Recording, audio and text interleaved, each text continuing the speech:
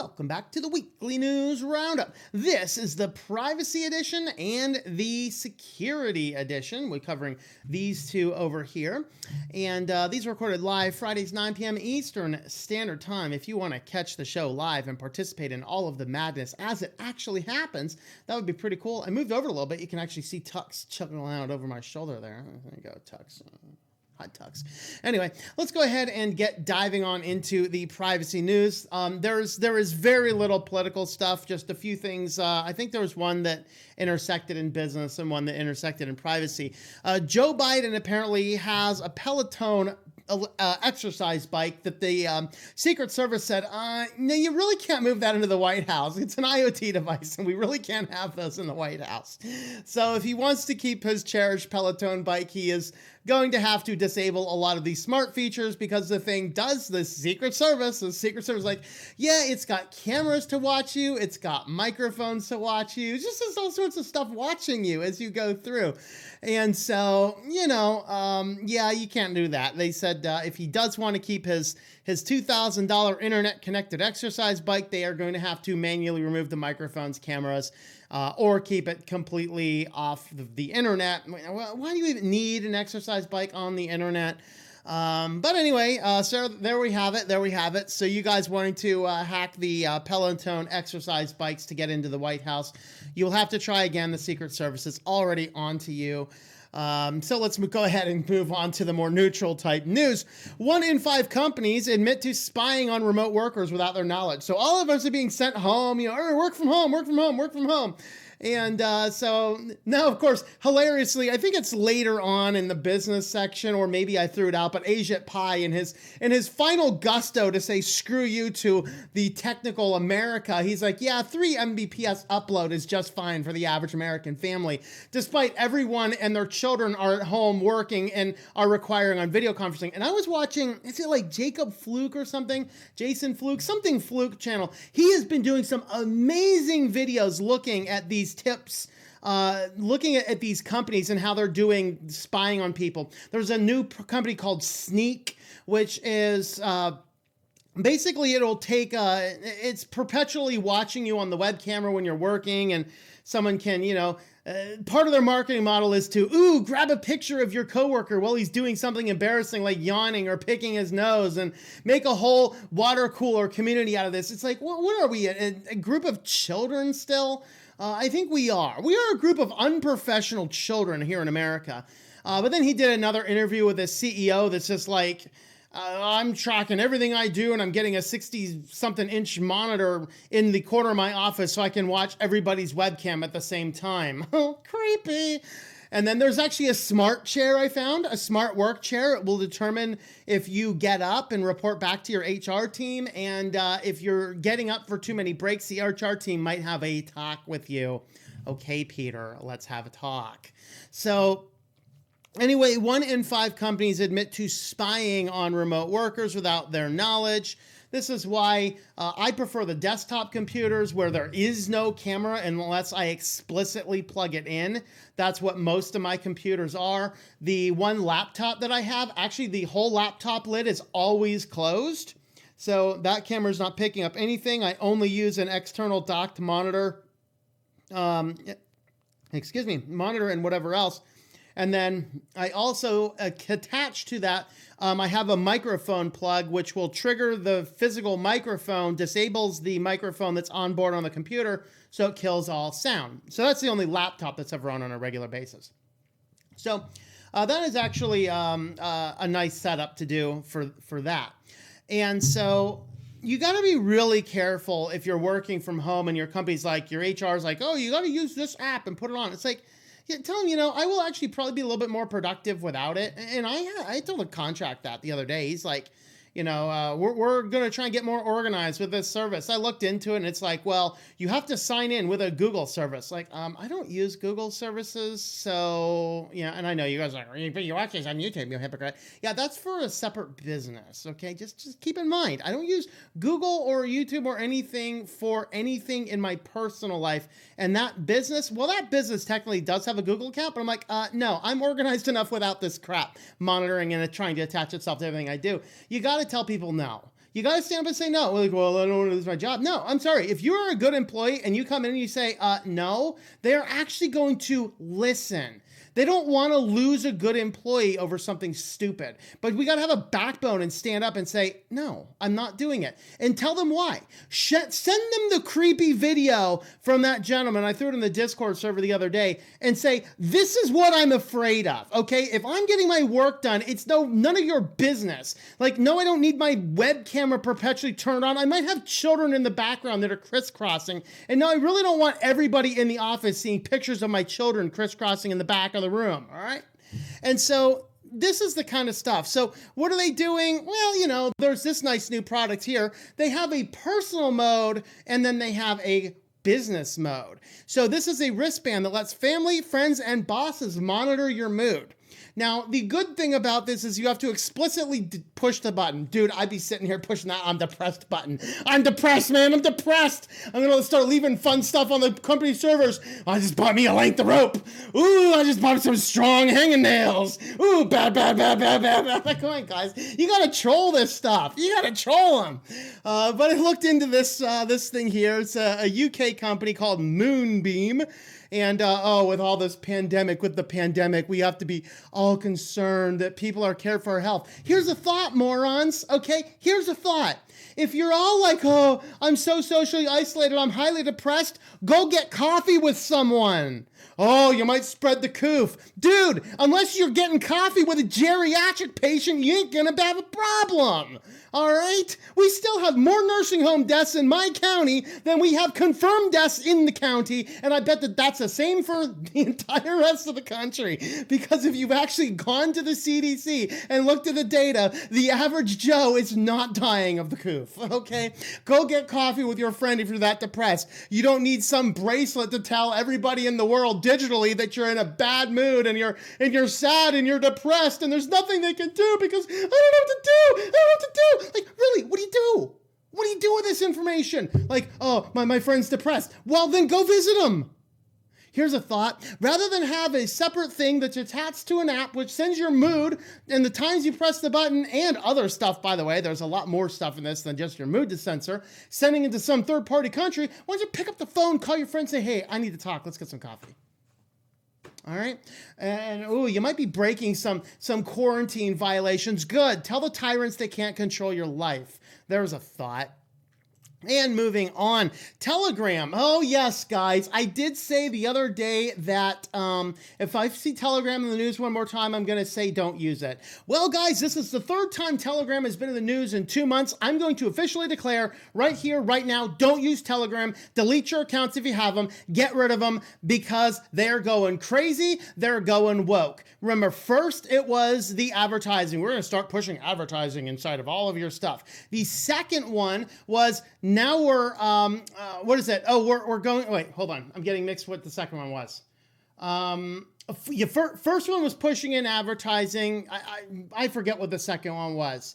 The advertising was the least one. This one here, now it's just shutting down things for quote unquote calls of violence and like following the basic trends of everything else being deplatformed in Silicon Valley. Nobody can give me an example as to what was actually said by whom and what made it so wrong, bad, or hateful. And so Telegram is just joining the ranks. Oh, we disagree with your viewpoints. Just go ahead and get off of our service. So Telegram is now starting to ban things. This is a third time. Oh, I'm remembering now. The second issue, first one was the ads. The second issue is they had it was not a bug. It was a feature. And they said, oh, we're aware of this. We're not going to fix it. Where you could actually locate somebody's physical address if they're utilizing the Find Local Group feature. And because you can get on there and spoof your location, and if you spoof a location and pick up the same service from a few different areas, you have enough to triangulate their position. So that can de-anonymize you. Now this one, oh yeah, they're just shutting it down. Oh, the service welcomes peaceful debate and protest, says the CEO, but it shut down hundreds of public calls for violence. And I didn't see any of these. I actually went hunting for all of these. So as far as Telegram is basically doing the same thing that Twitter is doing. Of course, you can't talk about elections and coronavirus on Twitter, but apparently you can host some CP on there because they have a lawsuit about that right now. They're going, oh, no, oh, that child stuff, oh, that doesn't violate our terms of service. But this over here, pointing out the real statistics on CDC, ban. Okay, that's insane. That's insane. And so, yeah, I think Telegram is joining in that same group of guys. And so I'm going to officially declare here and there, guys, don't use Telegram. Don't switch to it. Shut it down. Delete your accounts if you have it. They're gone crazy. They're just gone mad. And let's see, disgusting betrayal of trust. Yet another one, guys. I've been telling you guys for a long time, even if the company has the best of intentions, it can't monitor all of its employees. ADT, and remember ADT, we reported in the news not too long ago, they're now working with Google Nest. So now we have a whole range of more employees that can possibly do some of the same exact stuff. This guy at ADT, he was utilizing the home security systems in ADT to spy on people doing the nasties. And so apparently he had accessed over 200 customer accounts for more than 9,600 times, mostly spying. Fortunately, apparently he was only spying on adults. That's good. The good news. The bad news, it was the adults doing the horizontal boogie. And apparently he was getting some pretty good uses there. He would tell people that he had to add his email to their accounts. He had access to do this anyway. Just letting them, oh, yeah, you'll see a notification. I'm adding my email to your account just for the purpose of testing something. Oh, yeah, no problem. They don't think anything of it because they've been told about this. And then he just kind of kept his email on there and was utilizing his access to watch all of their cameras and engage in couples doing the nasty in their bedrooms at night. And why in the world you would possibly have a security camera watching you in your bedroom, connected to some third-party service when you're doing the nasty? Maybe you deserve to find your photos somewhere on Twitter. Okay, I mean, really, guys, really, be careful of these services. If you got to have cameras, make sure that they're all offline type stuff. And there you have it. Google, with Apple rolling out these new privacy applications, Google has apparently not updated their apps at all since then. Maybe this is a good thing. It's like, I don't really want my software updating every other week. But the fact that a big company like Google is not updating it, they updated their apps the day before these new privacy labels came to effect, and they haven't updated since. In other words, Google's kind of going, yeah, I'm not going to say what we're collecting. We're just going to sit back here and collect what we're collecting. We're never going to tell anybody what that actually is. And so that's kind of fun. They'll get a chance to see what they're doing. So eventually we'll get some vulnerability. Google's going to have to update it, and then you're going to get a giant pop-up that puts Facebook to shame. Like, oh yeah, there you go. There you have it. Google LLC has not provided details about its privacy practices and handling of data to Apple. No detail provided. The developer will be required to provide details when they submit their next app update, and they ain't updating anytime soon, folks. So there we have it. What's Google doing? They're doing some fun stuff. They're sitting back there right now, getting a lot of these phones, trying to hack it. How to get around these things, guys? I don't know. We're going to try and fit a bunch of bugs in here to prevent the thing. I don't know. So kind of fun. And on to our feature story today. Guys, the NSA agrees with switch to Linux. It's about time, NSA. I told you guys this, 18 months ago or whenever it was when DNS over HTTPS became the default standard, forced on you when you use the woke Firefox, which maybe stop using Firefox. Unfortunately, Chromium's going to start doing the same thing soon, if it hasn't already. And I have always said there are serious problems for every single reason that the NSA has said inside this article. So score one for switch to Linux. I called this well before anybody else called it. They urge companies to never use external DNS over HTTPS. If they are going to use DoH, make sure it is self-hosted, not sending DoH over to third parties. The problem is DoH, sure, it prevents the man-in-the-middle attack on the way over, but it also prevents all of your information from coming back. okay? And that is really the important point. So as we go through, it's not panacea. They say in an advisory report claiming the use of the protocol gives companies a false sense of security, echoing many of the arguments presented on a ZDNet feature on DoH in October 2019, which I think I even predated that one maybe. And a NSA director said that DoH does not fully prevent threat actors from seeking its users' traffic, that when deployed inside of a network, it can be used to bypass the security tools that rely on sniffing classic DNS to detect threats. And that is exactly what I said. Using DNS over HTTPS will bypass the firewall I have on my router. Think about that. I have a firewall on my router for a very good reason. DNS over HTTPS bypasses it. That's what the NSA is telling us. If you are going to use it, use your own resolvers, not from third parties. If I'm not mistaken, I believe that Pi-hole can now run its own DoH, and I haven't checked it lately though. And I believe that pfSense can run DoH on its own system. So I could attach DoH on my pfSense router and then still have access to my firewall from there. That would be a little bit safer of a route to go. So there we have it, guys. Apparently I do know what I'm talking about every now and again, and everyone's like, no, you're stupid. DNS over HTTPS is really, really good. No, of course now oh God. I guess it's 2021 now. So now, is this the year I have to start agreeing with the government on stuff? Lord God, help us all.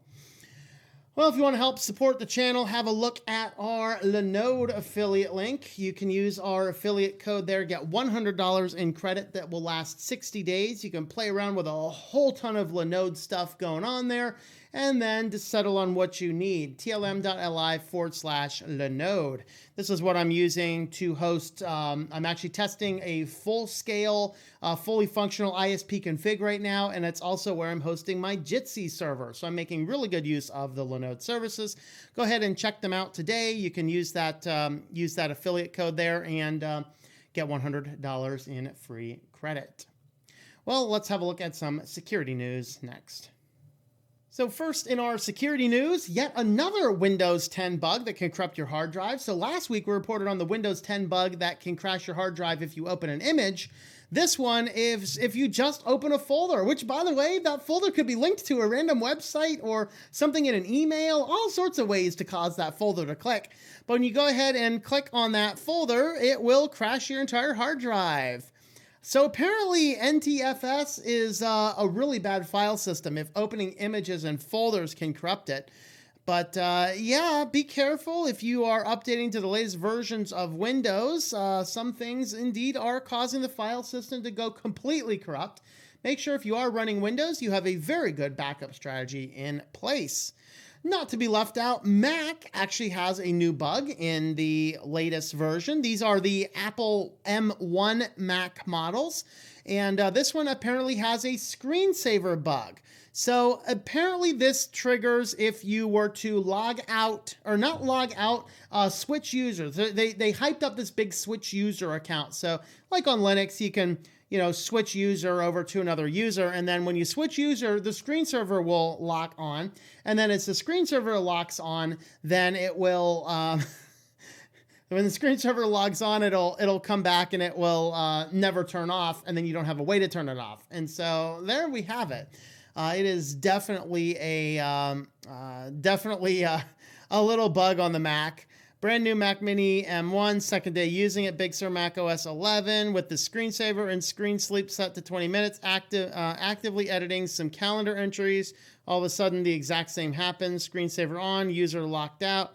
End up using remote access from your MBP to get back in and log out of the user. And then the Mac Mini then just jumps to the login screen. It's working again. Yep. So if you have one of the new Macs, let me know if you're having that little bug, but apparently you need to find a way to log out of it and log back in, and it will be all right. OpenWRT forum had some data stolen.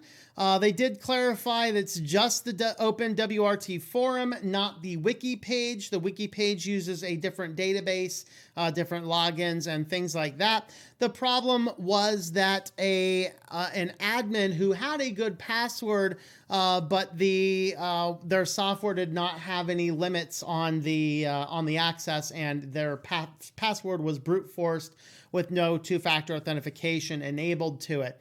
And so that's how that one got in there, but they were able to get in there and access a whole lot of extra data. So basically, if you happen to have an account over on the OpenWRT forum, you are going to want to change your password. And this was a phishing scam that went perfect. It had everything down. It went ahead and it had the perfect look. It had the perfect feel. It even had some SSLs. It had all sorts of stuff. The perfect phishing scam. Except they were dumping all of their data into an unsecured Amazon bucket. So anyway, someone was able to get in there and basically the hackers dumped all their data into a database that ended up becoming publicly accessible. So then one hacker did this, and their mess up caused all of their data for everywhere to be all dispersed abroad between everybody at all times. So there we have it, guys. Isn't that exciting? So yeah, that's kind of fun. There we have it. Here's industry, least on the retail, most on the construction, energy, and infotech sectors, some healthcare, real estate. So there you go. There's your percentage of industry targets. The good news about that one is it was a very targeted phishing scam, but they were doing some good phishing. And finally, Malwarebytes had malware. I've been telling people for a long time, stop using Malwarebytes. It was good in the day. About 3 or 4 years ago, it started to suck really bad. And I've been telling people stop using Malwarebytes. But yeah, Malwarebytes got malware. Same group that had SolarWinds, breached SolarWinds, the Dark Halo. And they got in there by spoofing the developer keys and getting in there and grabbing a whole lot of things.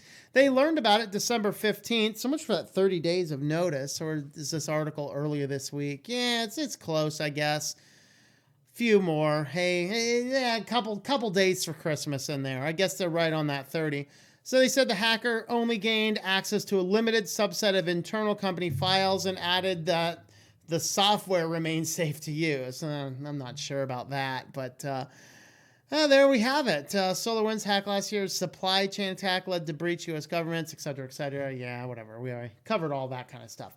So there we have it, guys. Malwarebytes gets infected with malware. So have fun with that. Well, if you want to help support the channel, head on over to Subscribestar. This is one of the support pages. I do have a Patreon as well. But over here on Subscribestar, if you are not liking Patreon these days, you can go ahead and do that. We have the bronze, silver, gold, and platinum levels there. And that is subscribestar.com/switchedtolinux. With that, we will wrap up here. Let me know your thoughts on these articles in the comments down below. Thank you for watching this video from Switched to Linux. This channel would not be possible without the backing of the program supporters scrolling on the screen now. You can be a supporter at Patreon at patreon.com/TOMM or at thinklifemedia.com. I also want to thank the open source community who creates such excellent software that makes producing this show possible. Please remember to support your software communities. Thank you, and I hope that you enjoy switching to Linux.